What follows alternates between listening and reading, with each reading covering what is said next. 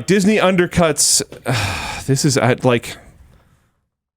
This one actually hurt. I don't know. Disney undercuts decades of incredible filmmaking technology with AI animals.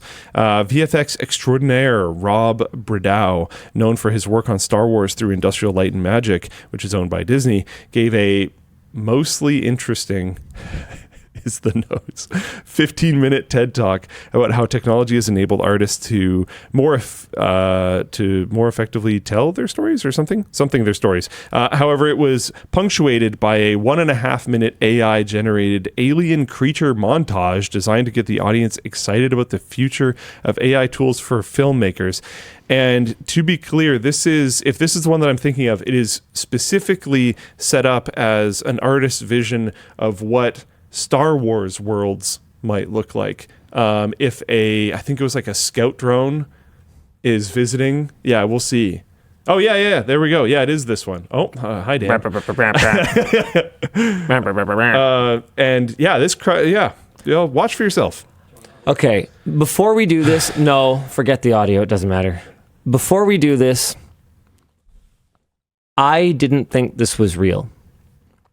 I was in the car with, I think it was Adam and who else was chilling with us? Was Glenn our camera op? I think Glenn was there, and I think we had someone from the business team there. It doesn't matter. The point is, everyone was like talking about it, which made me feel like it's real.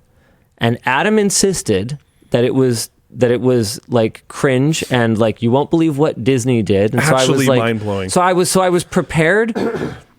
What I assumed he was talking about, because he's like, yeah, you won't believe this Disney AI thing, and everyone was like, yeah, and I was like, it's weird that we're all talking about this right now. It sounds like real, but I don't understand why we're so upset, because Disney announced their partnership with OpenAI recently, and so people could, Sora Disney characters. Like did someone fanfic something Disney, and you're like just depressed for the future of storytelling because it was like the worst fanfic thing ever? Like I got kind of confused because I hadn't heard anything about it. Totally. In this lead up conversation, and Adam's like, no. This is something else entirely different.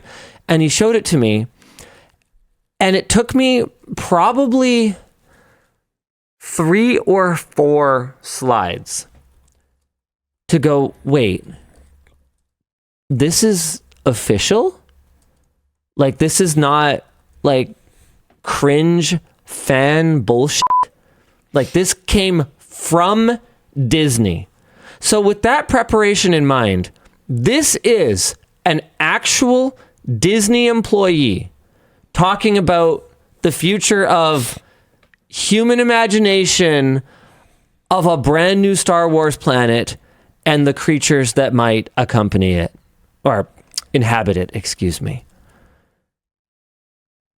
Oh my God. Yeah. So what is this? It's like a sloth with what looks like really poorly done water droplets on it or something. Metal or something. Metal sloth. Sure. A lot of this is like, I don't know, 2006 Facebook, 2 animals hybrided together. This is but it's a video. A zebra gorilla, it's fish lizard. Fish lizard. It's a snail. This is the first one Adam showed me. Yeah. It's a snail bird. We did it. A snail cock? We Really, Disney? Yeah. Yeah, that is what it is. Very creative. Let's go on. Oh, wow. Oh, wow. This time we hybrided a zebra with a polar bear. Yeah. And put it in an environment that it will not survive in. Very good. Can you imagine firing up a new Star Wars film and seeing, one of these attacking the reanimated corpse of Palpatine for some reason? Another time. Yeah. A flamingo iguana? Let's blow up another really big space structure with Palpatine on it. This is just a blue fawn.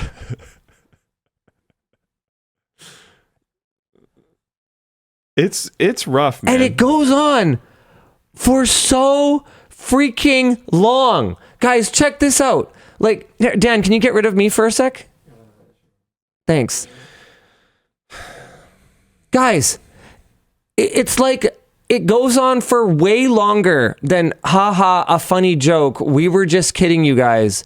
Look at look at this. It keeps going. Like, it goes on for a very long time. And like, if this was like some dude in the office and they're like, hey, look, and they just showed it to their buddy and they're like, yeah, I threw this together in a few minutes or whatever. I was just messing around. Like, that's fine, I guess. But like, yeah, dude, showing this off at a TED Talk? Like, ooh, man. Like, you're a major multi-billion-dollar international I almost company? don't care if this isn't like a high school student project. It's rough. Like, what? The dumbest part, or not no, this is actually far from the dumbest part, but I don't know. This felt especially ridiculous to me. Was one day or 2 days or something before I found out about this, before I had this conversation, I literally did this. And my whole point in our AMD coverage at CES this year was that an AMD representative talked about how your AI could give you powerful financial advice. Whew. And I was like, LOL, no. Didn't they also say something about like, I don't know, change the world through infinite energy or some like crazy claim? I thought they made some like mind-blowing. I didn't hear that part. But my point was this. Look, I don't think anyone's going to be upset about having a decent NPU on your product, right? So that you can, and I literally used this as my example of like just dumb bullshit that people might want to do with their stupid, crappy, like NPU on their laptop. This was literally one of the two just stupid, ridiculous, who cares, it's just for lols things that I could come up with. Yeah, I came and up when with like a human made that in 2008 or whatever, it was funny. Zebrafish, haha. I used the Photoshop blending tools to look, Dad, zebrafish. Yeah. How is this a credible conversation even from a major industry player like Disney? Yeah, it's crazy. And ILM was like God tier for still is. Yeah. This makes me concerned, but yeah. Well, yeah, right. Yeah. I'm sure they still have the talent somewhere. It just wasn't on stage. Well, I don't know. Maybe that guy's good, but like it wasn't shown on the big screen on stage. Is this 4D during that section of the thing? I didn't watch the whole thing. Whatever. Is this 4D chess? Are they trying to generate backlash in order to rebel against top-level executives who are demanding more AI? Please tell me that's it. Just tell me that's it. You know what? They could nuke their own entire career doing that. That is a move that happens, but it's not that common. Tell me that's it, Luke. Give me hope. Give me a new hope, you might say. For a third time. Ouch. 6 Star Wars burn. That's a deep cut. Not a deep cut. But it cuts deep, which is, I guess, where I got confused. Yeah. I don't believe it, but I hope so. That's not enough. Yeah. Tell me that's it. Tell me it's 4D chess, please, Luke. Because otherwise... it might result in the same thing. If it's not 4D chess, then I think I'm just going to give up and I'm going to apply to work at Disney. Because apparently my ideas are just as good as theirs. If that got on stage, you'd be fine. You'd be totally fine tomorrow. You can do what I did to get here. Just lie on my resume. Yeah, I created Is it even lying anymore? I created zebrafish. Is it even lying anymore? I trademarked it. Patented zebrafish. Oh. I hate this. Okay, okay, we have some discussion questions here. Some of them are interesting. Do you see anything in the video that got you excited? No, not at all. How long before we're forced to watch AI-generated content in a major motion picture? I just won't go watch it. I've been doing that for a long time. Would we be surprised? Would you be surprised to hear that it has sort of already been used extensively or something? No. Because, like, even if it's at the concept art stage, where, to be clear, there's a lot of people that are upset about that type of use for it because concept artists are a thing, but what I'm getting at here is if it were used at the concept art stage and a real artist went and took it from concept art to what you actually see, you probably would not have any way of noticing it. You wouldn't be able to tell from the pixels or whatever. So odds are that it's already been used extensively, even if it's just at the concept art stage. Oh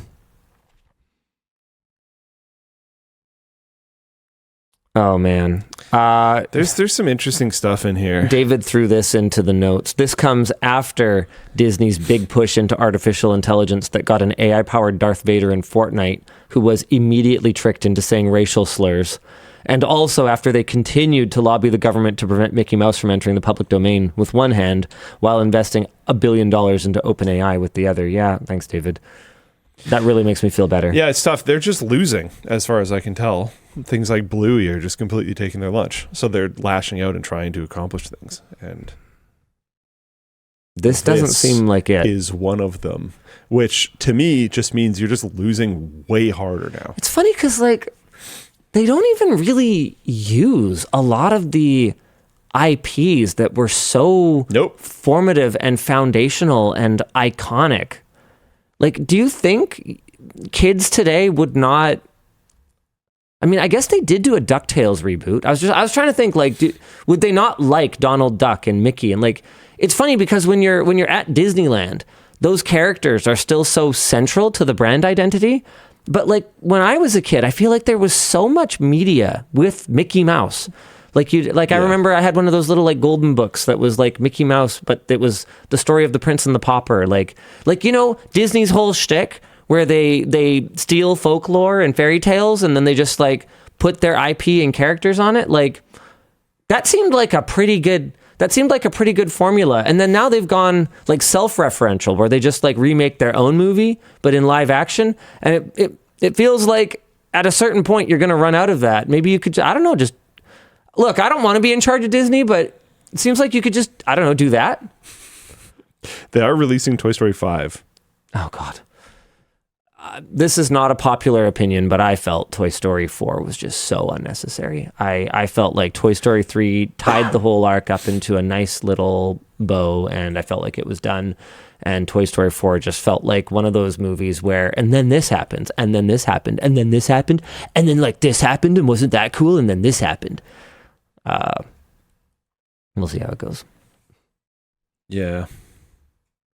I don't know. The original Toy Story trilogy is pretty legendary. I didn't hate Toy Story 4, but it didn't stick with me like the other ones did, you know? Toy Story 4 felt so unnecessary. Yeah. Yeah, there's again more notes to this. There's another extra added. Do you think we will see a continued push for more practical effects in movies, or is this another turning point towards the artificial? I don't know. I really liked the plane scene. Wow, why can't I talk today? The plane scene in Airplane. What is that movie called? It's from the guy who made Inception, but it's about, like, moving forward or backward. Tenet. Yeah, the plane scene in Tenet was sick, and it was filmed by actually smashing an actual big plane into an actual big building, which was, like, pretty sick. That sounds really expensive. It was, so they did it once. And then they took like 8 takes, you know. And then they used that scene in, like, a bunch of different ways, which was probably to justify the expense of it. Right. But it was really cool how they did it. I actually really liked Tenet, but that movie didn't get the greatest reviews ever. No. So I was watching some older, like, 80s, 90s action flicks recently. as part of my like watching older movies that I never saw. And I think the thing that stood out to me the most was the car chase scenes. It's like that semi-truck, like dirt bike chase scene in Terminator 2 hits so much harder when I know, like, obviously it's not as spectacular as some CGI up the butt thing from Avengers or whatever. But you know someone's on that bike. But like, they actually bashed a semi up. They actually like did those stunts with the bikes. They really did all that stuff. And it was maybe from like as a kid watching it, I would rather just have the CGI, you know, spaceship fight in New York City or whatever. I think this is a very interesting point that you're making. But as an adult, appreciating the artistry of it, I find just the speed of the dirt bike, as slow as it is, far more engaging, knowing that it's real. Yeah. Very interesting. That's a pretty good point, I think. Because, there's a lot of things that I'll try to fight for of like the real is more interesting. But you're right. When you're a kid, it's just like, I don't know, goopy brain juice stuff. Yeah. And when you're older, it's like, how was this made? What's the investment in risk? What's the investment in funds? Like, yeah, wow, like you can tell the care that went into the scene because there was so much spent on it. So you know that they must have really invested and fought for this to happen, and blah blah blah blah, and that all impacts your appreciation of the art. The partnership that they must have had to forge with General Motors to get like 19 cars that are going to be in like a giant pile up, knowing that they have to convince them that they need them at a good price and that it's okay for their brand to be, you know, bashed, because like literally like bashed in, because a lot of the time car companies in, you know, more modern times will not allow even a scratch on the car, and you'll notice that it's just totally immersion breaking once you notice it, once you're aware of it, that like, oh, okay, so the hero's car is not allowed to have any damage or scratches because it's the hero's car, even though it bashed into a bunch of stuff and drove through a burning building or whatever it is that it did. Which, to be clear, is kind of silly, because the coolest Toyota truck like ever is this one, which the marshmallow truck, the person who drove back and forth through the fires repeatedly to save people, and their truck just like made it because it's a beast Toyota. Nice. And then Toyota just gave them a new one. Like, the scars can be cool if your car goes through some crazy stuff in the film, like that can be cool. It's not a bad thing. Does Plex have a like history of stuff you watched? Like, I'd be curious to see. I think it does. Oh yeah. Hold on. Let me dig through it. I'll see if I can figure out what I was watching recently that was really good. I can do an additional part of this topic if you want to. Oh, hilarious! Searching. Nick Plouffe and I are friends, and we can see what each other watch on Plex. I should probably let him know, and I should probably disable mine, because I don't think either of us probably intended that. Hope you're enjoying that show you're watching, Plouffe. I didn't mean to creep on you, but quality selection. They enabled it by default. Yeah. Wait, really? Yep. It just kind of came out of nowhere. Yeah, we talked about it on one show at the time, but I don't blame you for not paying attention. Is anyone coming for, I mean, I just don't really use it, so I probably just forgot, but is anyone really coming for Plex? Like, I've heard Jellyfin talked about, but every time I bring it up, people kind of shrug and go like, yeah, Plex is still better. Is Jellyfin improving? Is it replacing at this point? I will have to give it another shot. It's been a long time since I've looked at it. I will. People are saying MB. We had 3 different people in a row say MB, and then now people are spamming Jellyfin. Wow. Okay. I'm trying to remember. It might have been Bad Boys 1. Now, question for everyone spamming Jellyfin is amazing. Is Jellyfin open source and Plex isn't, and you like it because it's open source, or is it just good? Which one is it? Why not both? Be Luke? real. Why not both? Be real. Why not both? Be real with me. Because it being cool because it's open source is great, but that has to be in addition to it also being great. That is the cherry and the cream. You know what? I think it might have been Last Action Hero. I think that's the one that I was watching when I thought, oh my God, all this stuff is real. Because that was shot in 1993. So Someone posted, you should watch a video that's like, no CGI is just good CGI. Not in 1993. In 1993, when they crashed a car into another car, they got two cars, and they basically did what every 6-year-old boy does when he's got two cars in his hands, but just filmmakers on a much bigger budget. Mm-hmm. No, you can tell when it's a scale model, guys. Come on, be real. You can tell. Sometimes it's pretty hard. Cars have weight. Cars probably. Yeah, the way that they bend, the way... No. Especially when it's a low-speed collision. And they you can... those 80s cars, right? Like, you can see the shocks and the weight of them. There's... No. Yeah.